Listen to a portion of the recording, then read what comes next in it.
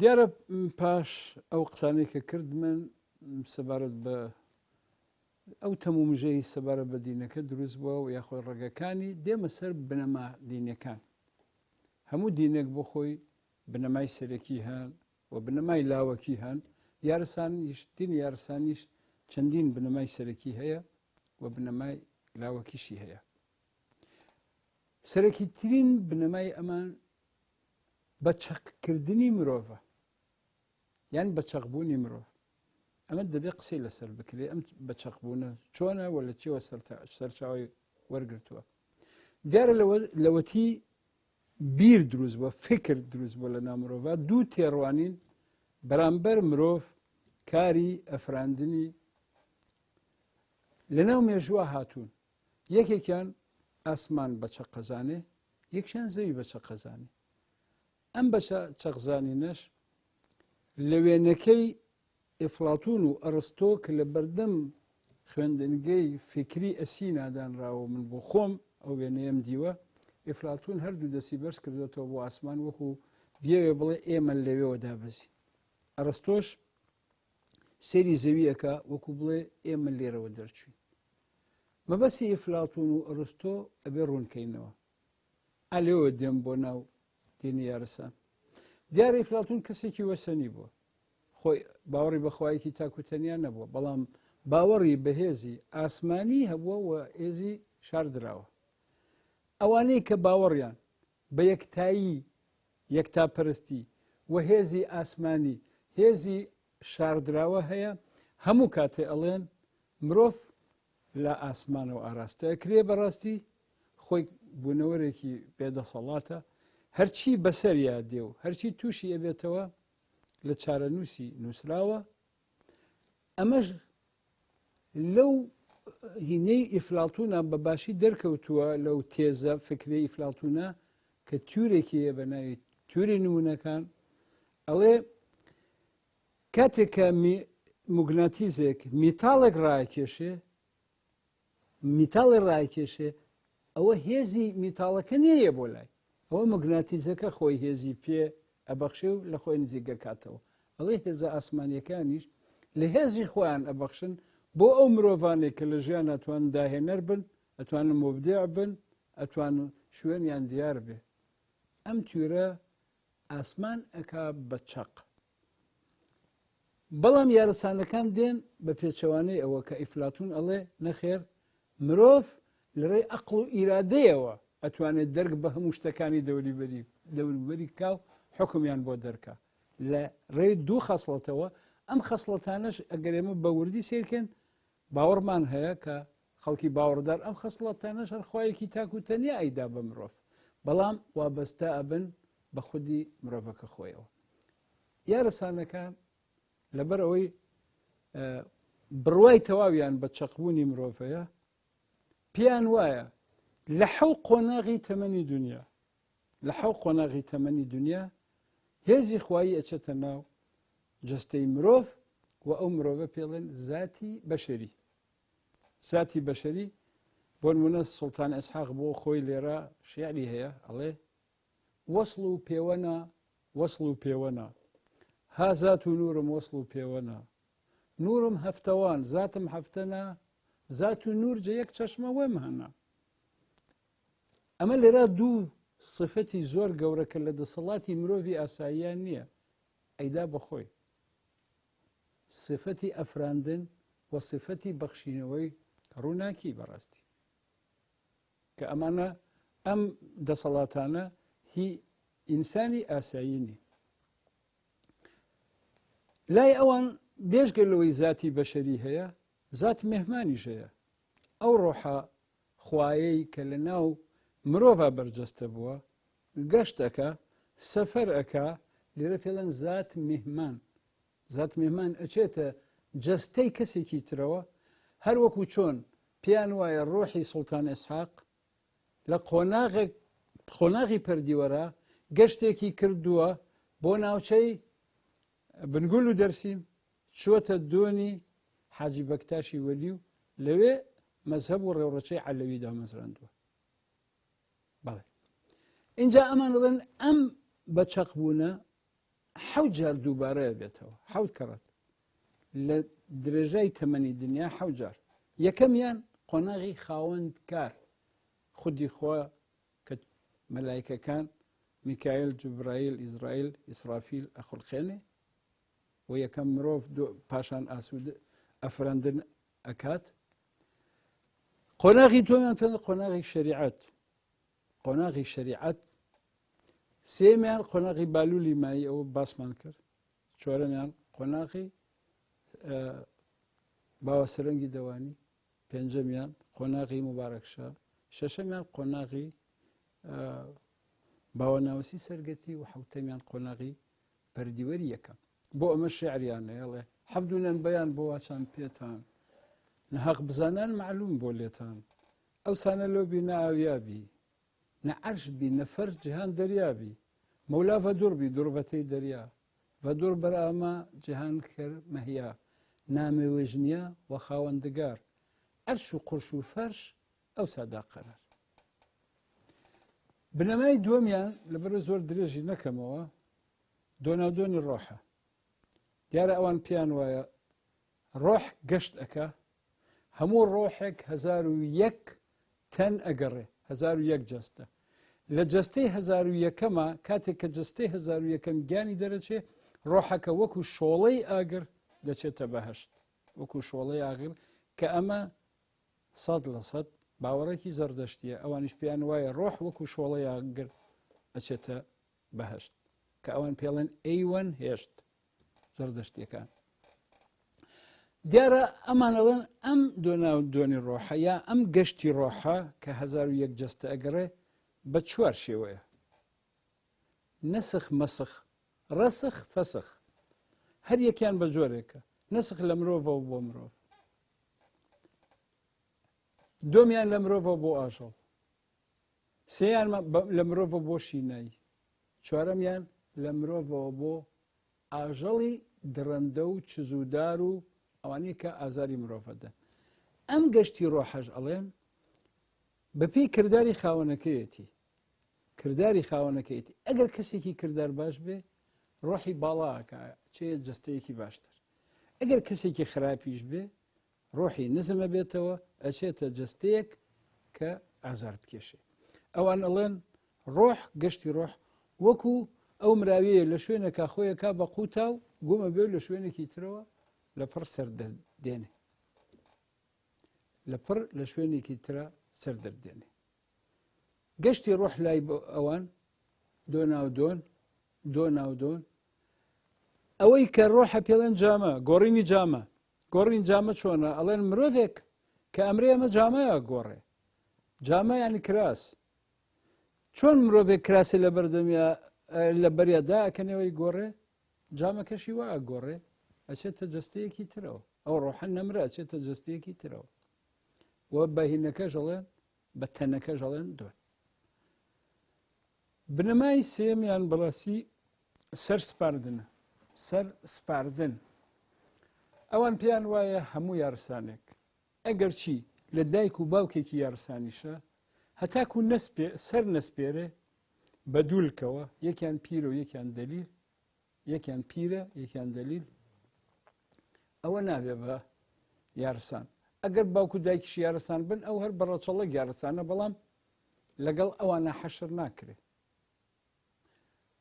بۆ ئەمەش سرودیانەیە: گاوێ بێگاوان بێگاوان گاوێ تاسە نەسپارن کردنە ڤەڵاوێ هەر سەرێنە لەوە حزوری جەم نەسەنجەوە دەست خەلیفە و خادەم بێشێک ئاسەرەوە تۆمار نییەن نەڕۆژی حیسا و بە شومار نییەن. ئەگەر ئەڵێ ئەمە کەسێکی یارسانە و لە دایک و باوکێکی یارسانە مادام سەری نەسپاردووە لە ڕۆژی حسابە ڕۆژی پەسڵان بە یاریسان حساب ناکرێت. بۆ ئەمەش جەم ئەبەسترێ بۆ سەرسپاردن. بۆ جەمبەستن کۆمەڵێک کەرەسە هەیە ئامادە ئەکرێ، وەکو برنج، وەکو ڕۆنی خۆمانە، وەکو کەڵەشێر، وەکو شیرینی، چەقۆ، سکە، جامی ئاو. ئەمانش هەر یەکێکیان دەلالاتی خۆیان هەیە لە ناو دینەکە. هەر یەکشیان بە ناو یەکێ لە ڕابەرەکانەوە دەهێنرێت ناوجەم و هەروەها گوێزیش گوێزێک ئامادەبوونی هەیە. ئەم ڕێوڕسمە پیرۆزی زۆر گەورەی هەیە لایەن و هەمان ئەو ڕێوڕسمەیە کە دروزیەکان پێڵێ ئەلئیزعان من گەشتم کردو بۆ ئەوێ چوومەتە لایەن و ئەوانیش هەمان ئەم سروتە جێبەجێەکەن ناویان ناوە ئەلئیزعان ئەوانیش هەر لە ناو جەمای ئەیبەسن کە پێڵن خەلوە بەڵێ بنەمایەکی تری دینەکان جەم و جەمبەستنە جەم لایەوان پیرۆزیە جارە پێش هەموو شتێ با وشەی جەم بزانی کە وشەیەکی عەرەبی نییە و لە جەمعەوە نەهاتووە ئەم وشە وشەیەکی ئاڤێستاییە و ئەزانیش ئەوە جەماران جەم و جەمشیدی جەم و ئەمانە چەندین ساڵ بەر لە دینی پیرۆزی ئیسلام و گەشەکردنی زمانی عەرەبیە جەم ینی گلێر بوونەوە ئەوان بۆ زۆر مەبەستی جیاجیا گلێرە بنەوە ئەو گلێربوونەش لە شوێنێکی تایبەتایە کە ناوی جەمخانەیە و ئەگەر لە شوێنێکشا جەمخانە نەبێ لە ماڵی یەکێک لە ڕابەرە دینیەکان یا ئەو کەسانی کە خەریکی کاروباری دینین کۆ دەبنەوە جەم سروتێکی زۆر زۆر جوانە سروتێکی دینی هونەری کۆمەڵایەتی پڕە لە جوانی ئەسڵەن کە کاتێ دانیشن ئەوەی سەرپەرشتی جەمەکە سەید کەسی یەکەم کەڵام خوێنەوەی سرودەکان نەخوێنێتەوە تەمبورژان هەیە خەلیفە هەیە خادم هەیە جەمنشینان هەن کاتێ تەمبورێنە ناو جەم هەمویان لەبەری هەڵەسن لە پێشەوە ئەوەی سەرپەرشتی جەمەکە تەمبور ماجەکە و ئیخاتە سەر نێوچاوی ئەوانی ترش هەمویان ماچیەکەن بۆ هەر مەبەستێک کرابێ سرودی ئەو مەبەستە ئەخوێنن بۆ نمونە ئەگەر بۆ مارە بڕنی ژن کرابێ ئەگەر بۆ قوربانی کرابێ ئەگەر بۆ سەرسپاردن کرابێ سرودی تایبەت هەیە ئەی خوێنن پاشان ئەو گۆشتەی هێنراوەتە جەم دابەشەکرێت وەکو یەک ئێسقانەکانی لێجیا کراوەتەوە بە شێوەیەکی کوڵێنراوە ئێسقانی پێوە نییە ئەیخەنە ناو نان ئەو نانە پێڵێن نواڵە یاخود نواڵە هەورامیان پاروی حەڵاڵی پێڵێن لە هەندێک شوێنە دابەشی یەکەنەوە بەسەر هەموو جەمنشینەکە جەم لای ئەوان پیرۆزی گەورەی هەیە بە کەعبەی شەریف و مەسجیدی یاری ناویان هێناوە جەم کەعبەی شەریف مەسجید یارانە جەم نەوابەخشی خاتردارانە بەڵێ ئەوان قوربانیەکەن یارسانەکان قوربانیەکان و ڕێوڕسمی خوانەیە بۆ قوربانی بۆ ڕزگاربوون لە بەڵای ڕۆزگار بۆ لە جەژنەکان و لە هەندێ بۆنەی تایبەتی خۆیانە قوربانی ئەکەن و قوربانیەکەیانن بەو شێوەیە کە سرودی قوربانی دیاری کردووە سەر ئەبڕێ و قوربانی دابەشەکرێتەوە بەسەر خەڵکە ئەگەر بێنە سەر بنەمایەکی تر کە پەیوەستە بە نوێژ و ڕۆژبەوە بەڕاستی ئەوان نوێژ ناکەن ئەڵێن ئێمە ئەهلی نیاز و پاڕانەوەین نەک ئەهلی بەرماڵ و نوێشکردن بەڵام بۆ ڕۆژوو دوو جۆر ڕۆژیان هەیە ڕۆژێ هەر یەکیش سێ ڕۆژە زۆر جارسا بە هەڵا ئەڵێ ئەوان هەر سێ ڕۆژ نا دوو جۆر ڕۆژیان هەیە یەکیان پڵێنی ڕۆژوو یارانی قەوەڵتاس کە ئەمە فەرزە لەسەر هەموو یارسانێک ئەبێ بیگرێ یەکشان سونەتە پێڵێن ڕۆژی مەڕی نەوێ کە بە هەڵە تا ئێسا لە زۆر شوێنە پڵێن مەڕەنوو نییە مەڕی نەوێ ئەوە نەوێ ئەو دیەکە لە پشت خورماڵەوەیە و مەڕیانی ئەشکەوت بە هەورامی بۆ خۆش ئەوە رازی هەیە هەردووکیان رازیان هەیە رازی ڕۆژوی قەوەڵتاس ئەوەیە کە ئەو یارانی قەوەڵتاس ڕابەری دینین کە دێن گیرە خۆن سێشە و ڕۆژ لە بەفر و بارانە بەڕاستی هیچ نابێبی خۆن ئەم تەقلیدی ڕۆژووکردنە بۆ یارانی قەوەڵتاسە و ڕۆژی مەڕی نەوێژ بۆ ئەو سێ ڕۆژەیە کە لەشکری کۆفار یا لەشکری چیچک جیجک بەپێی جیاوازی سەرچاوەکان شوێنی سوڵتانی ئیسحاقەکەون کاتێک کە بەرزینجە بەجێڵێ لەگەڵ یارەکانی ئەچن لێو ئەشکەوتە خۆیان قایمەکەن لەشکرەکە شوێنیانەکەوە بۆ ئەوەش میسۆلۆژیایەکەیە یاخود معجزەیەکەیە بە پێ قەناعەتی یارسانەکان کە سێ دەروێژ دێنە سێ ڕۆژ هیچ ناخۆن ئەوان شەڕەکەن تا دوجار سێ دەروێژ یەنە خوارەوە یارمەتیان دەدەن خۆڵ ئەڕێژن بەسەر لەشکری چیچکە ئەوان خەویان لێکەوە تا ئەمەن دەربازیانە بێت دوایەوە خوانیان بۆ دابەزێ خوانەکە بریتێ لە برنج و کەڵەشێر گۆشتی کەڵەشێر بە کوڵاوی و هەروەها شیرینی و ئەو شتانەی کە لە بۆ خوان بە پیرۆزی ئەزان و بەردەوام یادی ئەو جەژنانە ئەکرێتەوە و هەمووشیان کە جەژنەکەن ئەو خواردنانە ئەکەن و زۆر جار دابەشیشی ئەەکەنەوە. یەکێک لە شتانەیە ئەیبینین لە یارسانەکان سوێڵ درێژکردنە، ئەبین زۆریان سمێڵیان درێژە، سوێڵیان درێژە. لە ڕاستیە ینی شتێک نییە ئەو سوێڵ درێژ بوونە بسەلمێنێ وەکو تێکستی دینی. من ئەوەی کەلامە 102 تێکستی یارسان هەموو تێکستەکان یەک دێڕ نووسرا بێ مەگەر بەردەسم نەکەوت بێ سەبارە بە دینی یارسان هەمووشیانم خوێندوتەوە، زمانی تێکستەکانی ژزانم، بەرچاوم نەکەوتووە مەسەلەی سوێڵ، بەرچاوم نەکەوتووە. بەڵام چەند ڕاز و گێڕانەوە گەیە ئەم سوێڵە لە چێوە سەرچاوی وەرگرتووە. ڕازەکان زۆر بە پێویست نازانم، بەڕاستی زۆر بە پێویست نازانم، لەبەرەوە لەوانەیە بابەتەکە زیاتر لەوەی کە پێویست بێ درێژ ببێتەوە. بنەمایەکی تری دینی یارسان ئەمە زۆر زەرورە هەمووی خەڵکی ئێمە خەڵکی کوردەواری هەم بیزانێ هەم جۆرێک لە شانازی بوونی تایە. دیارە لە پێشەوە وتم کە ئەڵێن کورد نەیتوانیوە عیرفانی هەبێ، ئەسان ئەوان نەک عیرفانیان هەیە، ئەوان عیرفانیان تیۆرێزە کردووە. لە ناو تێکستەکانی ئەوانە عیرفان تیۆرێزە کراوە، تیوری بۆ دانراوە. پیرموسای شامی کە یەکێکە لە بازنەی حەوتەن فەرموویەتی شەرتی شەریعەت تەوقیتی حەقە.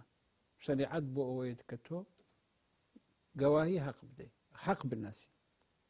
طریقەت چاوەش خەڵقی خاڵقە، طریقەتیش بۆ ئەوەیە تۆ هیچ گومانێکت نەبێت لەوەی کە حەق هەیە، حەق مەبەستی خوای گەورە. حەقیقەت بەرپا شەریعەت لەنگن، جیهان سەقامگیر بەندەی یەک ڕەنگن. کاتێک کە حەقیقەت بەرپا بوو ئەوان پێیان وایە زەرورەتێ بۆ شەریعەت نامێنێ، چونکە هەموو جیهان لەبەردەم یەک ڕەنگە سەقامگیرە بێ، ئەویش مەبەستی لە ڕەنگەکە خوای گەورەیە، خوای تاکوتەنیایە کە ئەوان خاوەندکاری پێڵێن. ئینجا ئەڵێ ماریفەت مۆرن نەپەردەی سڕپۆش بینایی یارن جامەی تۆوە نۆش. ئەڵێ ئەو کاتە ئیتر لە بینی تۆ یارە یار مەبەستی خوای گەورە هیچ نامێنێ پەردەیەک نەبێ، چونکە تۆ گەشتوتە ئەوە خوا چێژەکەی لە دەروونەوە و بە بەسیرەتیش ئەیبینی، بە بەسیرەت ئەیبینی. ئەوە تێزێکی سۆفیگەریانەیە، بەڕاستیەوانەیە لە سۆفیگەری و عیرفانە شارەزا بن ئەزانن خوا لای مرۆڤ چۆن چێژە کرێ، چۆن ئەگەیتە ئەو لەزەتە کە ئیتر گەورەترین لەزەتە لە ڕێی دەروونەوە خۆشتێک نێت تۆ تامیکەی و چۆن ئەیبینی. خوا نابینرێ بەڵام لە ڕێی بەسیرەت و چاوی دەروونەوە ئەبینرێ.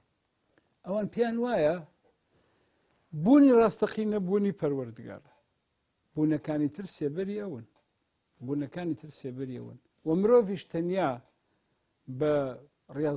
بە عیبادەتکردن ڕیاضەت کێشان ناتوانێ بگاتە حەقیقەتی خوایی، بەڵکو ئەبێ خۆی بناسێ. خۆناسینیش چەمکێکی فەلسەفی معریفی بەڕاستی عیرفانی زۆر گەورەیە لەناو هەموو دینەکاندا. لەناو دینی ئیسلامی پیرۆزی ئیسلامە هەرکەس خۆی ناسی ئەوە خوای خۆی ناسیوە. لەناو زەردەشتیەکانە کاتێ ئاورمەزدا زەردەشت لێی ئەپاڕێتەوە لە ئاورمەزدا ئەڵێ ئەی ئاهورمەزدای گەورە گەورەترین بەخشندەیت کە خۆناسی نەبێ ئەمە ببەخشە. لەناو تەسەووفە بەڕاستی خۆناسین ئەوەیە تۆ مرۆڤ هەمیشە فکر و بیر و بۆچوونی لای ئەوە بێت چۆن ڕۆحی پێگێنێ و ڕۆحی باڵاکە هەتاکو ئەگاتە لای ڕۆحی گەورە، ڕۆحی سەرەوە، ڕۆحی عالی. لەم کاتایەتر خۆی ناسیوە کە ئەوە مرۆڤە دروست بۆ بۆی خزمەتکە و ئەبێ لە ژیانە هەمووی چاکەکار بێ، خواپەرستی بکە، باش بێ بۆ خۆی، بۆ خێزانەکەی، بۆ دەوریبەری و هەتا دوایی. وتمان هەمە بنەمای سەرەکی و لەوانەیە بنەمای لاوەکیش هەیە کە پێویست بە باسکردنیان ناکات بەڕاستی بەس ئەوەیە کەمێک باز لە بازنەکانیش بکەین بازنە دینیەکانی یارسان یەکەمیان بازنەی حەوتەن یا حەوتەنی نەمران حەوتەنی ناجیان حەوتەنی جاویدانیان پێڵێن ئەمانە ئەو بازنن کە لە پەردیوەرە بە فەرمانی سانسەهاک پێکهێنراوە یەکەمیان پیر بنیامین دووەمیان داود کۆسوار سێمیان پیر موسای قەڵەم زێڕین پیر موسای شامی چوارەمیان مستەفای دەودان پێنجەمیان خات و دایراکی ڕەمزبار شەشەمیان شا ئیبراهیمی ئێوەت حەوتەمیشیان یار زەردەبام باوە یادگار کە بە یار زەردەبام ناوی دەرکردووە ئەم بازنەیە یەکەم و گەورەترین و گرنگترین بازنن کە لە پەردیوەرە سانساک دروستی کردن بۆ ڕێنمایی یارسانەکان لە پێشیشەوە بازی جەمبەستنمان کرد بەڕاستی باشی سەرسپاردنمان کرد جەمبەستن بۆ سەرسپاردن پیر بنیامین پیری خودی سوڵتان ئەسحاقە و داودیش دلیلی بووە بۆیە ئێستا هەر جەمێک کە ئەبەسترێ لە ناو یارسانەکانە هەمان قودسیەتی جەمەکەی پەردیوەری هەیە کە بەستراوە تایە پیر بنیامین بە پیری یارسان و داود بە دەلیلی یارسانەکان لەلایەن خودی سانساهاکەوە پەسەند کراون دووەمیان بازنەی هەفتەوانە یان حەوتەوانە ئەمانە کوڕەکانی سوڵتان ئێسحاقن کە وەکو لە ئەو دوو دێڕا خوێنمەوە لە نووری خۆی ئافری دەکراون وەکو سەی محەممەدی گەورە سوار سەی ئەحمەدی میری سوور سەی مستەفای سفید پۆش سەی شەهابەددین سەی حەبیبشا و هەتا دوایی ئەمانیش ئەرکیان ڕابەرایەتی یارسان و سەرپەرشتیکردنی جەمەکان لە کاتێکە کە خودی سانسەهاک ئامادە نەبوو بێ کوڕەکانی سەرپەرشتی جەمیان کردووە و یەکێک لە بەشەکانی سەرنجامیش تایبەتە بە ڕاز و قسە و تێڕوانینەکانی ئەم زاتانە بازنەی هەفتا و دوو پیرمان هەیە دیارە لە ناو یارسانەکانە وتمان چەندین بازنان داخەکەم تا ئێستا زۆر تێڕوانین هەیە سەربارەت بە پیر هەرەوە نییە کەسێک پیر بێ لە بەرەوەی تەمەنی هەیە و ئەوە لە زۆربەی دینەکانە ئەو کەسانی گەشتونەتە پلەی ڕابەرایەتی دینی پێیان وترەوە پیر لە ناو یارسانەکانیشە دوو بازنە هەن بازنەی هەفتا و دوو پیر کە ئەمانە نووسەری بەشی یەکەمی سەرنجامن بە ناوی بارگە و هەر یەکێکیشیان بارگەیەکی نووسیوە واروە بازنەی 99 پیرەی شاهۆ هەن ئەویش هەر بەداخەوە بە هەڵاڵێن ئێستا هەفتا و دوو پیرەی شاهۆ و 99 پیرەی هەورەمان ئەوە 100% هەڵەیە بازنەی 99 پیرەی شاهۆ و بازنەی هەفتا و دوو پیرە هەیە بازنەکانی تریش وەکو چلتەن و وەکو حەوت خەلیفە و حەوت خادم هەر یەکی ئەرکی خۆیان هەیە و یارسانەکان تا ئێستاش لە هەر شوێنێکی ئەم دنیاە بژین شوێن کەوتووی ئەم ڕابەرانن و ئەم ڕابەرانەیان کە باسمان کردن بازنەکان هەر هەمویان بەلایەنەوە پیرۆزن بە شێوەیەک لە شێوەکان هیچ جیاوازیەک نییە بۆ تێڕوانین سەبارەت بە یەکێ لە پیرەکان یا یەکێک لە بازنەکان باس لەوە دەکەین کە لە قۆناغی پەردیوەرە دینی یارسان لەلایەن سوڵتان ئەسحاقەوە سەرجەم ڕەویەکانی ڕێک خراونەتەوە دیارە ئەوان پێیان وایە 100 سال جارێ نوێکەرەوەیە کە پێی دەوترێت سۆشیانسە یانی نوێکەرەوەیە مجدد دێت هەندێک شت لە ناو دینەکان نوێ کاتەوە لە قۆناغی یەکەمی پەردیوەرە سوڵتان ئەسحاق ئەو ئەرکەی کردووە بازنەکانی دروست کردوون هەموو ڕەویەکانی دیاری کردووە ڕەویەی جەم و جەمبەستن، ڕەویەی ڕۆژوگرتن، ڕەویەی قوربانیکردن، ڕەویەی سەرسپاردن و هەموو ڕەویەکانی تر بنەماکان لەلایەن سوڵتان ئێسحاقەوە بە شێوەیەک لە شێوەکان دا ڕێژراونەتەوە. بەخوای گەورەتان ئەسپێرین، ماڵتان ئەوا بێت.